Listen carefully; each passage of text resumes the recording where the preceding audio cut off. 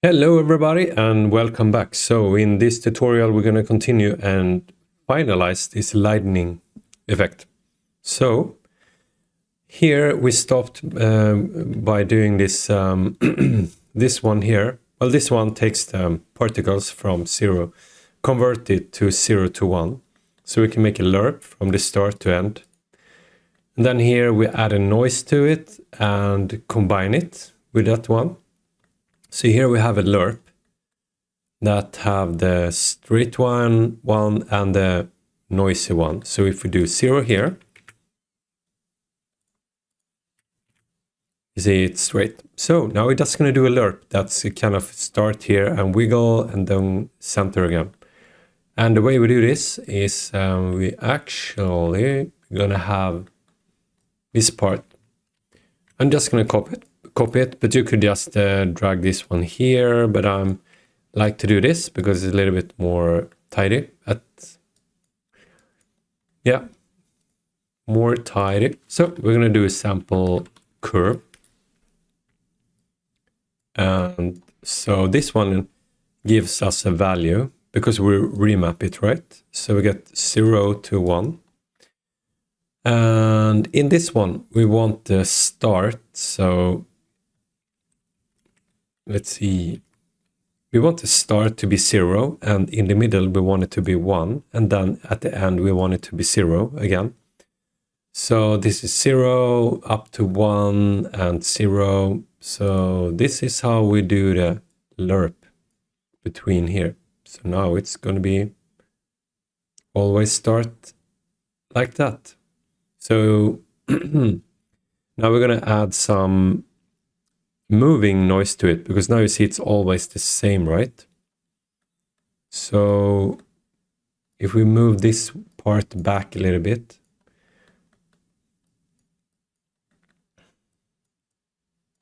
then we're going to do here, before the noise, we're just going to add some offset to it. So the way to do it, I'm just going to do time, VFX time, and total time, and now it's going to be moving. Super nice.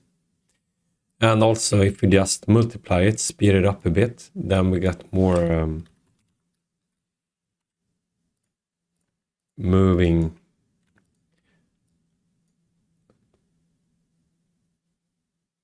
Yeah, that looks so much better. Actually, I want it to be a little bit less. Yeah, isn't that cool? Super nice. So, and also we want it to have a little bit different size. So it's going to be big here and small down here. And it's pretty nice, easy to do. So now we have this part. This part is going to be, this is the only part we're going to have in the update. So if we want to have a big look at it, it's like this. So we have this is a straight line, and this is the part that's doing the noisy part. And this is the lerp thing that lerps between the straight and noisy line. So down here, we're going to make sure that we do have size. So if we do set size,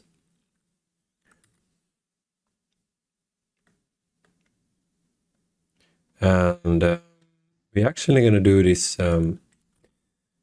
particle index in strip. If we do this one again, and we do this remap, and we take the resolution, so it's from 0 to 15, and then we do from 0 to 1, and plug it in here, set size.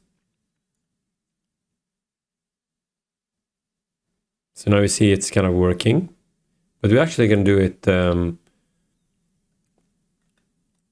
we're going to control this with a curve. So if we do a sample curve, and because now we have a value from 0 to 1.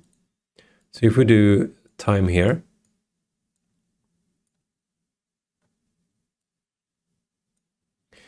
now you see it's reading the shape of this curve. So what I want to do, I'm actually going to do this. Let's see here. I want it to be something like this. Then we're going to do add key, add key, add key. And I'm just going to do it like this. I want it to be a little bit more, not super straight, right?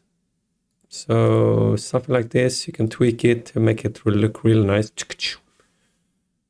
And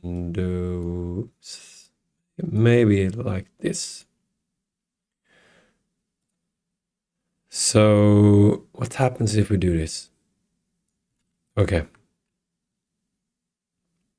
So now we have this kind of shape, and I'm actually gonna, what you actually could do, if you want to do, you could just take these ones down like this. That would be one way to do it. Or you can actually do, if we leave this one and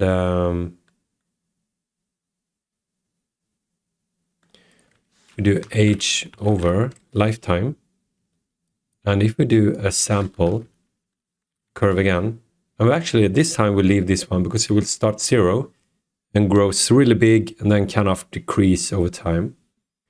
And that's kind of nice how the power of the lightning works. It kind of boom and disappear a little bit slower, at least in this case. So if we do a multiply,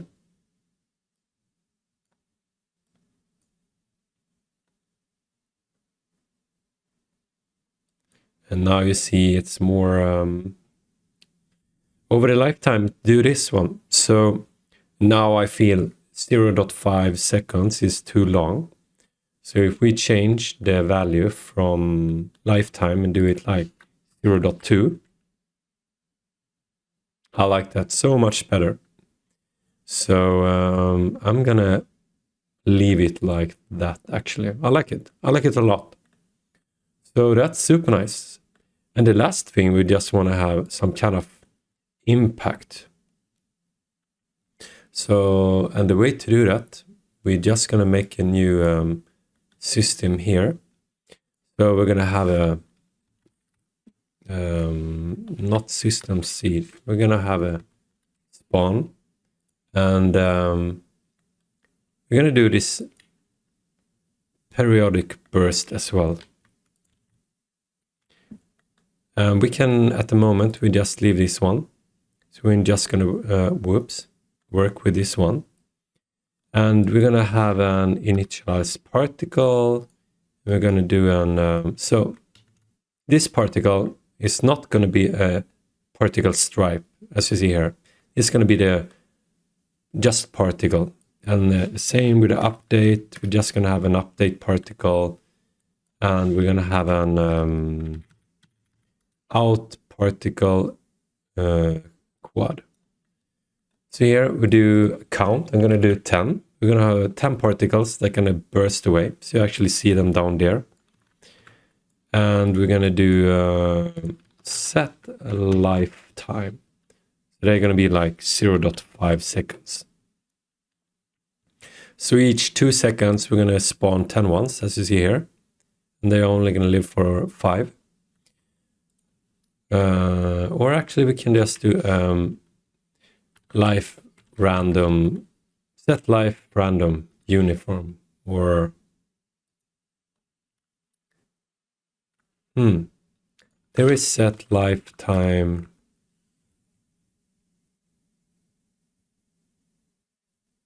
Is it uniform? I think is it per component? I don't remember. There is one of them. Let's see. Random values can be turned off, derived per component. Well, I think it's supposed to be per component. And we're going to have 0.2.0.5. And here we're going to have a gravity. And we're also going to have set velocity. So we're going to have set velocity, but we are also going to do this set velocity random from set velocity random uniform. So here actually we're going to change these to per component.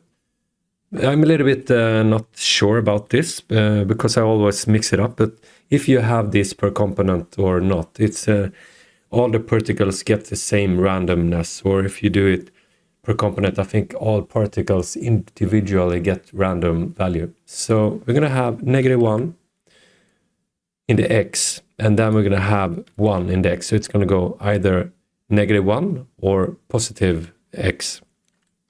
And the same with Z, but I will always go upwards. So now we see that you go upwards. And here, when you see I have set velocity, we're going to do set velocity afterwards, because we're going to do like this. We're going to do get velocity. So we're actually fetching this block's information here. So this actually don't do anything at all. But what I want to do here, I want to multiply.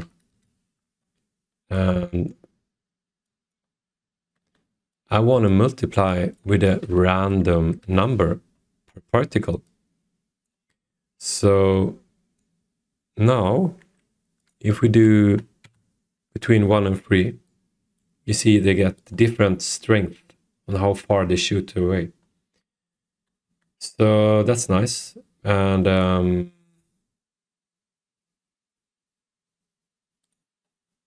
so let's try this out. If we do this set velocity random per component, and we do it uniform. No, okay. I'm going to skip that thing.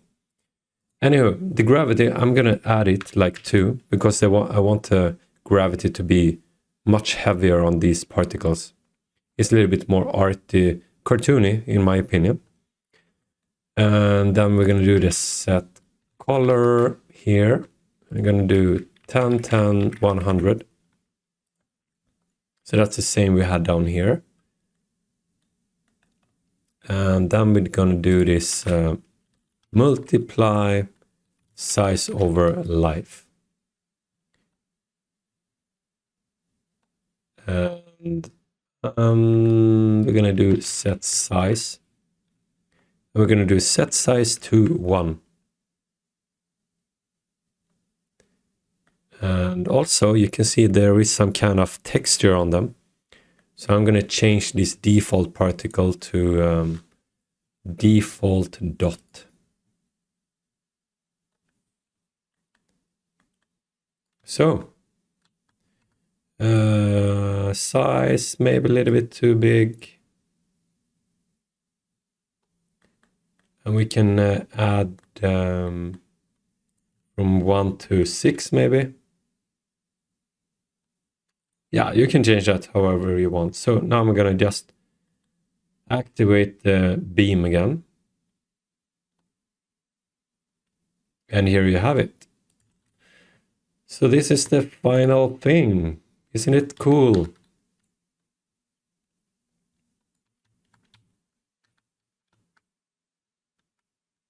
Wow, super cool. So of course you can tweak it and do more stuff. And let's see if I want to have... now we have 2 ones. Oh, okay.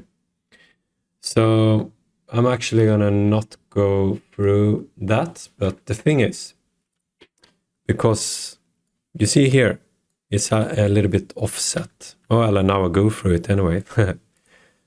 So you see the line here is going, the dot works really well, because the dot is working in local. And this is what you need to choose if you want to work in local or world. And this beam here is working in world.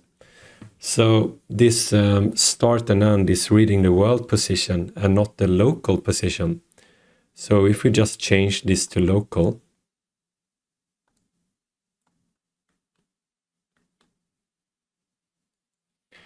That should work.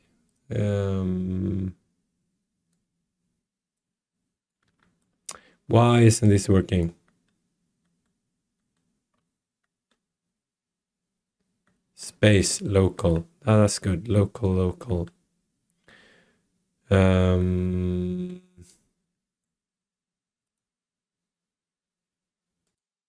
All right, so the solution is, because I changed it to local and I thought it would kind of do it automatically, but it didn't. So here we have the start and end. And then I just do a transform position. And if I take this start and plug it in here and I change it world and transform position and plug it in here. Now it's kind of converted for me from world to local. So do we do this with and to, and now it works. Super nice.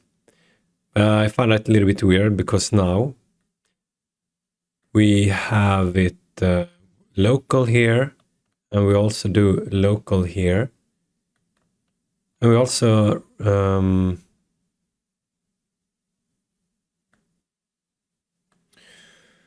yeah, I don't know. Just seems to work. Oh, yeah. And the thing is, we need to set position here, of course. Because now we just do it in the center of the... Maybe we want this one to be offset too, right? And the way to do this, we just need to end position, transform position.